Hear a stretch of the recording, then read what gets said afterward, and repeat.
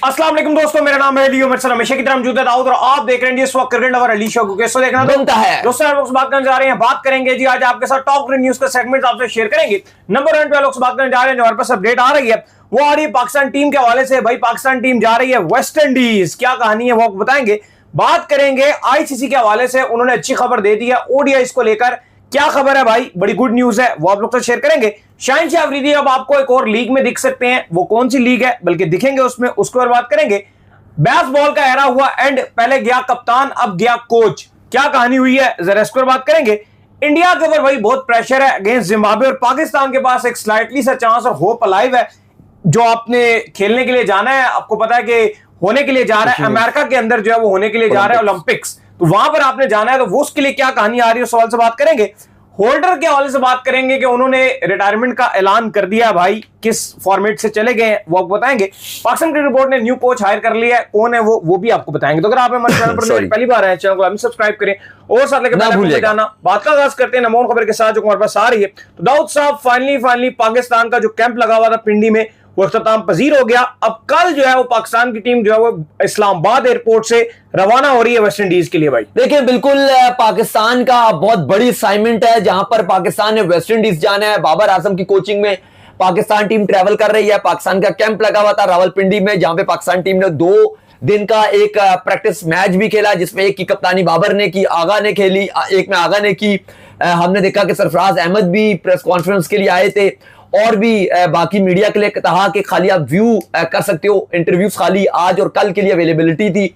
और फाइनली अब पाकिस्तान टीम की रवानगी होने के लिए जा रही है कल। बहुत टाइम से जो क्रिकेट फैंस हैं वो ऑलमोस्ट तरस ही गए हैं क्रिकेट के लिए, एक्शन के लिए, चाहे व्हाइट बॉल हो चाहे रेड बॉल हो। तो फाइनली पाकिस्तान टीम अपनी एक लंबी छुट्टियों के बाद अब कल रवाना हो रही है वेस्ट इंडीज के दौरे में। वेस्ट इंडीज ऑलरेडी बड़ी शानदार क्रिकेट खेल रहा है, उस पर अभी आगे जाके बात करेंगे। वेस्ट इंडीज और न्यूजीलैंड का भी मैच था, वो भी वेस्ट इंडीज ने अपने नाम किया है। लेकिन अली साहब, अब पाकिस्तान टीम की कल रवानगी है, उसमें पाकिस्तान टीम एक जो है वो प्रैक्टिस मैच भी खेलेगी। उसके बाद पाकिस्तान टीम वेस्ट इंडीज के साथ एक टेस्ट मैच और उसके बाद सेकंड टेस्ट मैच खेलेगी। तो तैयारियां पूरी हैं और उम्मीद की जा रही है कि पाकिस्तान अच्छा करेगी। याद रहे कि वेस्ट इंडीज टीम ने श्रीलंका को 1-0 से 23 साल के बाद टेस्ट सीरीज हराई है। तो वेस्ट इंडीज की टीम एक अच्छी फॉर्म में नजर आ रही है और वेस्ट इंडीज क्रिकेट बोर्ड और कोच डैरिन सैमी ये बताते हैं कि हमारा जो फोकस है अब वो टेस्ट क्रिकेट पर भरपूर है और अब उनकी असाइनमेंट है पाकिस्तान के साथ और देखते हैं कि क्या होगा। खैर, इसके बाद जो हमारे पास अपडेट आ रही है वो आ रही है आईसीसी के हवाले से। तो ओडीआई को लेकर जो है वो आईसीसी ने अच्छी खबर दे दी है।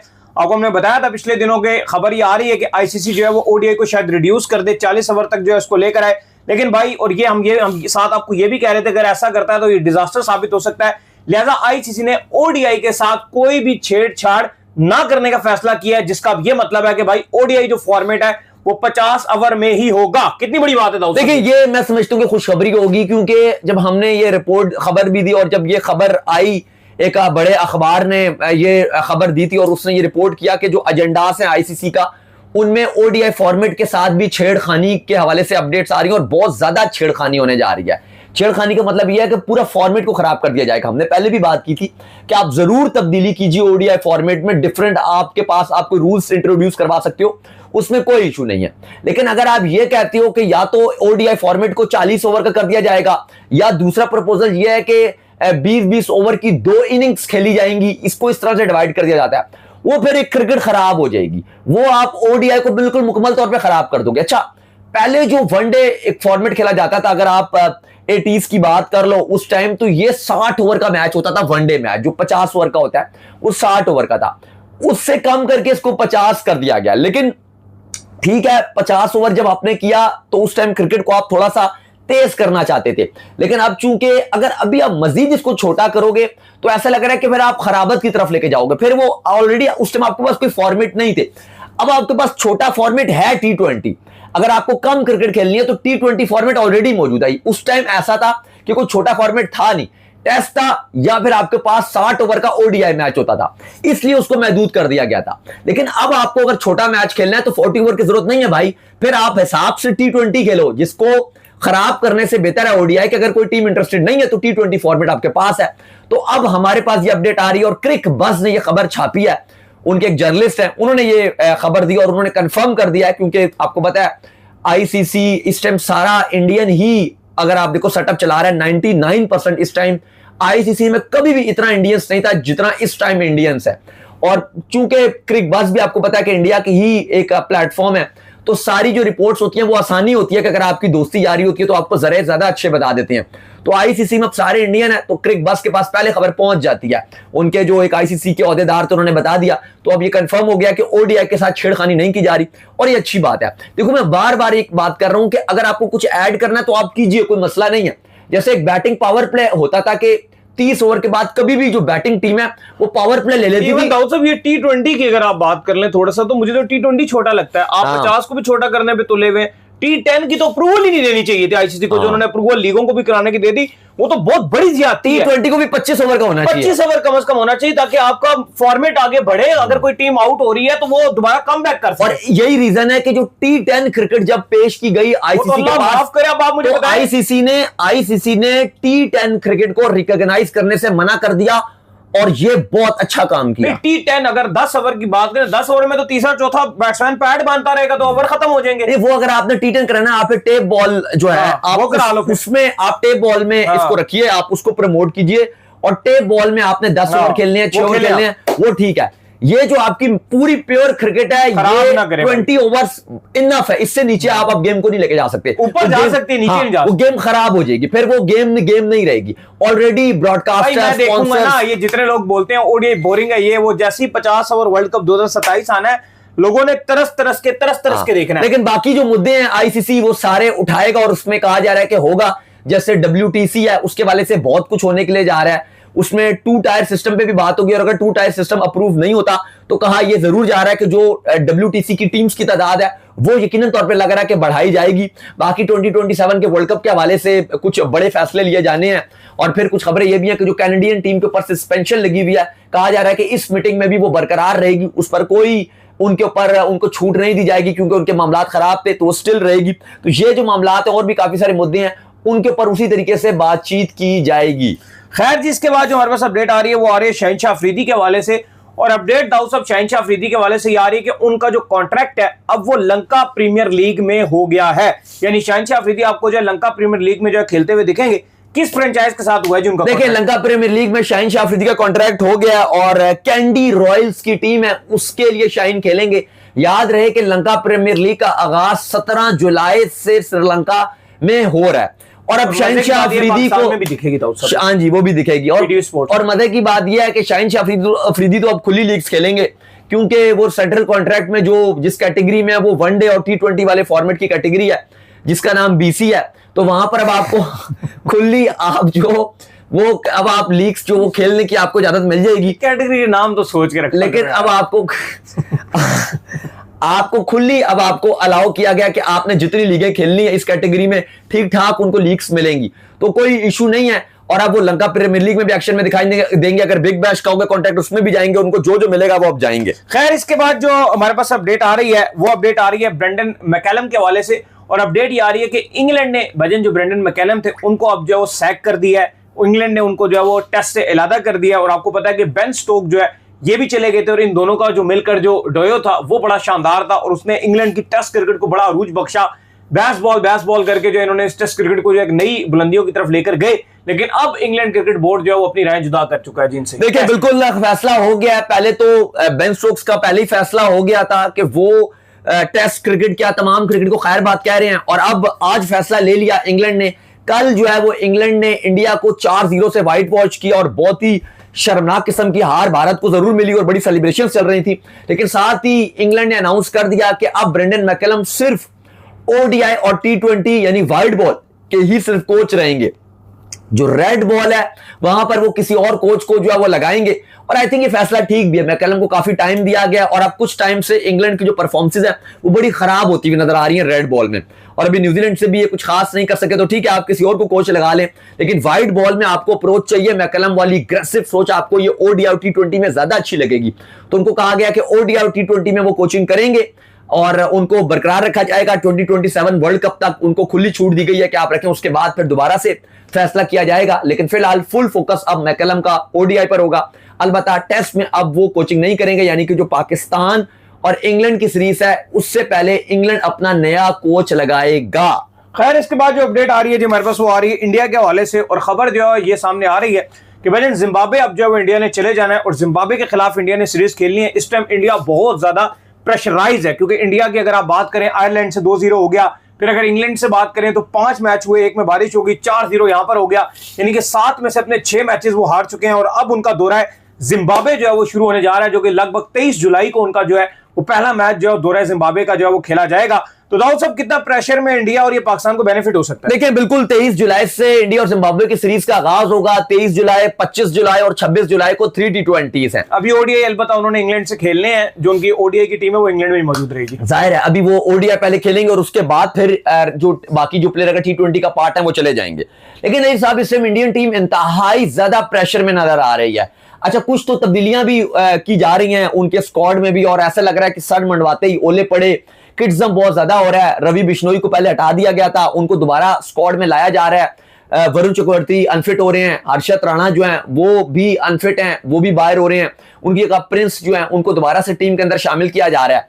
लेकिन अली साहब, जो बुरी खबर इंडिया के लिए आ रही है वो ये आ रही है कि जिम्बाब्वे जिस तरह की अच्छी टीम बनी हुई है, अगर जिम्बाब्वे दोबारा से इंडिया को हरा देता है, जैसे हमने देखा आयरलैंड और इंग्लैंड ने फुल प्रेशराइज किया, और अभी तक इंडिया यूके की सरजमीन में एक जीत को तरस रही है। बदतरीन रिकॉर्ड्स, हर एक मैच के बाद कोई नए रिकॉर्ड्स बन जाते हैं गुजरते दिन के साथ। लेकिन इंडिया अगर जिम्बाब्वे से भी हार जाता है तो ये पाकिस्तान को बहुत बड़ा फायदा होने के लिए जा रहा है डायरेक्ट ओलंपिक क्वालिफिकेशन के लिए। आईसीसी ने शायद सोचा नहीं था, जय शाह ने कभी सोचा नहीं था कि अगर हम एशिया से एक ही टीम रखें। असूलन ये होना चाहिए था, हम बार बार ये बात कर रहे थे कि एशिया से 2 टीमें होनी चाहिए थी, क्योंकि एशिया एक ऐसा कॉन्टिनेंट है जहां पे इंडिया का टॉप पे है, पाकिस्तान सेकंड पे है, फिर श्रीलंका, बांग्लादेश, अफगानिस्तान, ये सारी बड़ी टीम से एशिया की। एशिया में तो आपको 4-5 बड़ी टीम नजर आती हैं। बाकी देखो, अगर अफ्रीका में इकलौता आपको साउथ अफ्रीका नजर आता है, यूके वाले रीजन में पूरा आपको ये बाकी यूरोप और यूके को आप मिला लो, वहां पे आपको इकलौता इंग्लैंड नजर आता है, मुकाबला ही नजर नहीं आता। ये एक ऐसा रीजन है जहां पे आपको बहुत सारी एशियन टीम्स अच्छी नजर आती हैं।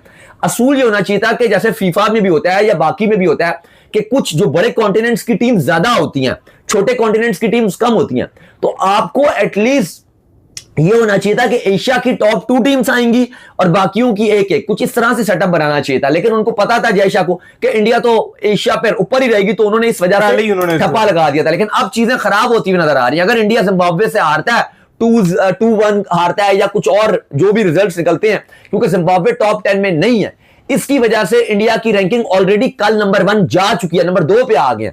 और अब मसला यह आ रहा है कि अगर इंडिया दोबारा हारती है तो मजीद उनका डिक्लाइन आएगा, और यह पाकिस्तान के लिए फायदा हो सकता है, क्योंकि अगर इंडिया मजीद नीचे आती गई रैंकिंग में, और अगर पाकिस्तान को हल्का फुल्का जीत के भाई 5वीं पे आ गई या इंडिया 6ठे पे अब आ गई, तो उस सूरत में पाकिस्तान ओलंपिक्स की डायरेक्ट क्वालिफिकेशन राउंड में जा सकता है। तो लेट्स सी क्या होता है। लेकिन फिलहाल इंडियन टीम शदीद प्रेशराइज है। भारत में एक आप कह लो कि ट्रेंड बना हुआ है, टॉप ट्रेंड बना हुआ है कि गौतम गंभीर को हटाया जाए, गौतम गंभीर को निकालो, वो क्यों आए हुए हैं, बहुत ज्यादा उनके ऊपर बात की जा रही है। और ऐसा लग रहा है कि ऐसे प्रेशर सिचुएशन में अगर इंडिया जिम्बाब्वे जाती है तो उनके लिए चीजें इतनी आसान होने वाली नहीं है। अय्यर के ऊपर भी बहुत ज्यादा प्रेशर आ गया एज अ कैप्टन, और मजे की बात यह है कि उन्होंने बुरा नहीं खेला एज अ कैप्टन। ये सीरीज उसमें बहुत अच्छा खेला, कमाल बैटिंग भी की, छक्के भी मारे, सारा कुछ किया, लेकिन अदर टीम परफॉर्म ही नहीं कर पाई था। लेकिन उन्होंने भी एक आध मैच में किया था, लेकिन ऐसी कोई बहुत इंपैक्टफुल इनिंग नहीं खेली। 80 भी बनाया था, खेलने मतलब बाकी भी कुछ नहीं कर रहे। इंपैक्ट में अगर आप देखो, जो हैरी ब्रूक ने जो कमाल इनिंग्स खेली है, जैसे तो प्लेयर भी नहीं है ना, लेकिन अपनी इस्तात से ज्यादा बेहतर खेला उन्होंने। खैर इसके बाद जो अपडेट आ रही है हमारे पास, वो अपडेट आ रही है होल्डर के हवाले से। तो होल्डर ने जो है वो ओडीआई से रिटायरमेंट का ऐलान कर दिया है।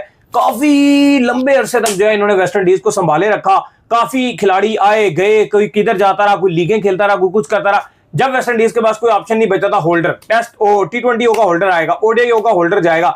हर जगह के ऊपर दाऊद साहब इन्होंने होल्डर ने काफी टीम को संभाला। देखिए बिल्कुल, जो होल्डर हैं उन्होंने फाइनली ओडीआई फॉर्मेट से रिटायरमेंट का ऐलान कर दिया। डैरिन सैमी जो हेड कोच है उन्होंने कंफर्म किया और उन्होंने कह दिया कि अब होल्डर ओडीआई फॉर्मेट में मजीद वेस्ट इंडीज की नुमाइंदगी नहीं करेंगे। 159 विकेट्स इन्होंने ओडीआई फॉर्मेट में वेस्ट इंडीज की नुमाइंदगी करते हुए ली हैं, जबकि 2237 रन ओडीआई इंटरनेशनल ने बनाए हैं। एक one of the best allrounder आप इनको कह सकते हो, बेहतरीन ऑलराउंड परफॉर्मेंस दिखाई है। ऐसा बॉलर भी बैटिंग करते हुए भी जब भी इनको मौका मिला इन्होंने करके दिखाया। अपनी कप्तानी में इन्होंने वनडे में वेस्ट इंडीज के लिए काफी कुछ करके दिखाया। तो 159 विकेट्स और 2237 रन बनाकर इन्होंने अपने इस फॉर्मेट को एंड कर दिया। अलबत्ता अपडेट ये दिया डैरिन सैमी ने कि ये रेड बॉल यानी कि टेस्ट के लिए स्टिल अवेलेबल रहेंगे और जो पाकिस्तान वेस्ट इंडीज का स्क्वाड होगा उसमें भी पॉसिबल तौर पे होल्डर टेस्ट स्क्वाड में भी शामिल रहेंगे, प्लस वो T20 भी खेलते रहेंगे। अच्छा अली साहब, इसके अलावा वेस्ट इंडीज और आपकी जो न्यूजीलैंड है उसका फर्स्ट ओडीआई मैच खेला गया जहां पर वेस्ट इंडीज के लिए बड़ी इंपॉर्टेंट सीरीज है और वो आपको बताया कि वर्ल्ड कप 2027 की क्वालिफिकेशन के लिए बड़ी मैटर करती है। तो वेस्ट इंडीज ने फाइनली जो न्यूजीलैंड है उसको शिकस्त दे दिया पहले ओडीआई में, और अगर वेस्ट इंडीज जीतती है तो रैंकिंग क्योंकि न्यूजीलैंड की अप है और वेस्ट इंडीज अगर अपने आप को टॉप 8 में रखती है तो उनके लिए बड़ी इंपॉर्टेंट रहेगी। तो वेस्ट इंडीज अपने आप को अलाइव रखे हुए और पहला ओडीआई मैच उन्होंने जीता। न्यूजीलैंड ने पहले बारी करते हुए 267 रन बनाए जहां वो 49.5 ओवर्स में एक बॉल ही रहती थी, बहरहाल वो ऑल आउट हो गए। वेस्ट इंडीज की तरफ से विल यंग जो ओपनर थे 49 रन बनाए, डैरिल मिचेल ने 65 रन बनाए 73 गेंदों पे। और उसके बाद जब वेस्ट इंडीज चेस करने के लिए आया तो हमने देखा कि वेस्ट इंडीज की तरफ से जो कार्टे हैं जो नंबर 3 पे बैटिंग करने आए उन्होंने बड़ी कमाल किस्म की बैटिंग की और 95 रन बनाए, 112 गेंदों पे 2 छक्के 10 चौके मारे। जबकि शाई होप कप्तान ने भी कैप्टन नॉक खेली, 87 रन की नॉक खेली जिसमें 4 छक्के और 4 चौके शामिल थे, सिर्फ 92 गेंदों का सामना किया। इस तरह से वेस्ट इंडीज ने 48.5 गेंदों पे ये टारगेट को चेस कर लिया, सिर्फ उनके 3 खिलाड़ी आउट थे। इस तरह से 7 विकेटों से ये 268 रन का टारगेट वेस्ट इंडीज ने चेस करके ना सिर्फ ये पहला मैच जीत लिया बल्कि अपनी जो रैंकिंग है वो भी आहिस्ता आहिस्ता वो बेहतर कर रहे हैं। खैर इसके बाद जो अपडेट आ रही है वो आ रही है पाकिस्तान के फील्डिंग कोच के हवाले से। तो हमने आपको कल बताया था कि पाकिस्तान के जो फील्डिंग कोच है वो रिजाइन कर गए हैं। अब उनकी जगह के ऊपर जो पाकिस्तान है उन्होंने अपने नए फील्डिंग कोच को जो है वो हायर कर लिया है। मंसूर अमजद को जो है दाऊद साहब हायर कर लिया गया पाकिस्तान ग्रुप। देखिए बिल्कुल आपको पता है कि मैकडरमोट हैं वो पाकिस्तान के फील्डिंग कोच थे और उन्होंने रिजाइन कर दिया था। तो अब जो पाकिस्तान वेस्ट इंडीज में पाकिस्तान के फील्डिंग कोच के फराइज अंजाम देंगे और पाकिस्तान टीम के साथ ट्रैवल करेंगे। अब वो मंसूर अमजद साहब को दोबारा लगा दिया गया, लेकिन ऐसे लगा कि सिर्फ और सिर्फ पीसीबी ने पूरा पारा करने की कोशिश की गई है, इसमें कोई मेहनत नहीं लगाई। उनके पास ही होते हैं मंसूर अमजद साहब, साथ ही काम करते रहते हैं। उन्होंने कहा कोई कोच नहीं आ रहा, मैकडरमोट जा रहे हैं, चलो जी इनको लगा दो और मंसूर अमजद साहब को जो है वो लगा दिया। क्योंकि जो आपके माइक हैसन कोच हैं वो मैकडरमोट को बड़ा लाइक भी करते थे, उनके साथ बड़ा अच्छा उनका एक बॉन्ड भी बना हुआ था और वो बड़ा सपोर्ट करते थे माइक हैसन। लेकिन मैकडरमोट अब क्योंकि चले गए तो अब पीसीबी ने बस मंसूर अमजद को पूरा पारा करने के लिए लगा दिया। चलें जी, अल्लाह करे मंसूर अमजद भी जो कुछ बेहतर कोचिंग जो है इनके लिए करें पाकिस्तान के लिए। तो चलें, उम्मीद कर रहे हैं आज हमारे शॉप का आपको पसंद आया। आप वीडियो को लाइक कीजिए, हमारे चैनल को सब्सक्राइब कीजिए, साथ लगे बेल आइकन को बजाइए। एक और काम कर लीजिए और वही कर लीजिए, इंस्टाग्राम पर जाइए, फॉलो कीजिए। इंस्टाग्राम पे मुझे फॉलो कर लीजिए, वहां पे मैं मौजूद हूं दाऊद अखर क्रिकेट के नेम से। अगर आपको कोई सवाल हो तो भेजिएगा और इनको भी फॉलो कीजिए। मुझे फॉलो कीजिए, मैं अब्दुल क्रिकेट ऑफिशियल के नाम से लिंक डिस्क्रिप्शन में मौजूद है, जाइए फॉलो कीजिए। आप सुनते हैं नेक्स्ट वीडियो, तब तक अल्लाह हाफ़िज़, बाय बाय।